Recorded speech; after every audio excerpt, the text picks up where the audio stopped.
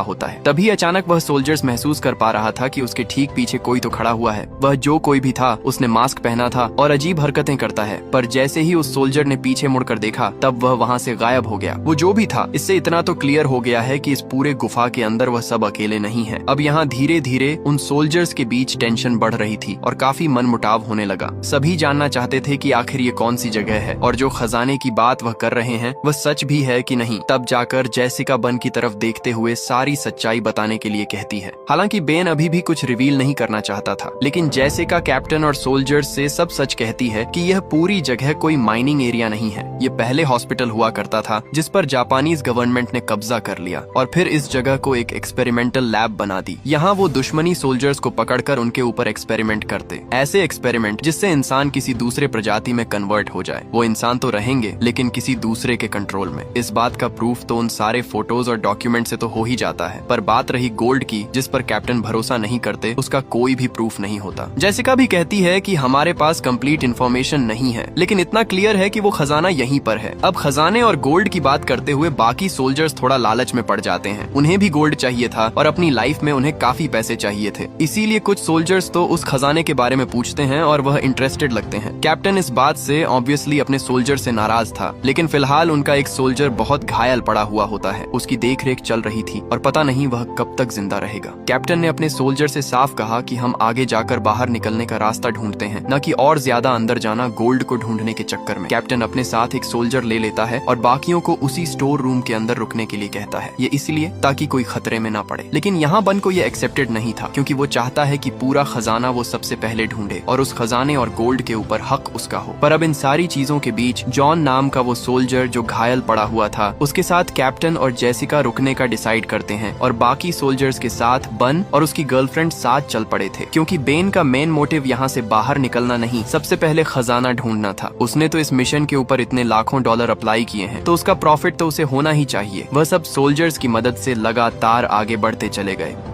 अब यहाँ घायल पड़े हुए सोल्जर जॉन के पास कैप्टन जेसिका से कुछ बातें करता है। कैप्टन ने जेसिका को अपनी लाइफ के बारे में बताया कि कैसे वह पहले सेल्फिश था। सेना में होने के बावजूद भी वह सिर्फ अपने बारे में सोचता। उसने अपनी जिंदगी में कई सारी लड़ाइयाँ लड़ी और कई लोगों को मारा, लेकिन कुछ टाइम बाद उसने यह सब क्विट कर दिया। तब से लेकर आज तक उसने किसी की भी जान नहीं ली है। जेसिका कैप्टन की कहानी सुनकर काफी भावुक हो जाती है, पर वहाँ बन और बाकी सोल्जर्स एक ऐसी जगह पर पहुँच गए जहाँ नीचे की तरफ कई सारी लोहे की जालियां लगी थी। देखकर लगता है कि वो एक अलग ही कमरा है जिसमें डिफरेंट चीजें की जाती हैं। बन को तो नीचे की तरफ एक हेलमेट भी मिला जिस पर यूएस आर्मी के बारे में लिखा था, यानी ऑब्वियस है यहाँ पर यूएस सोल्जर्स जरूर आए होंगे। सोल्जर्स प्रोटेक्ट करते हुए जब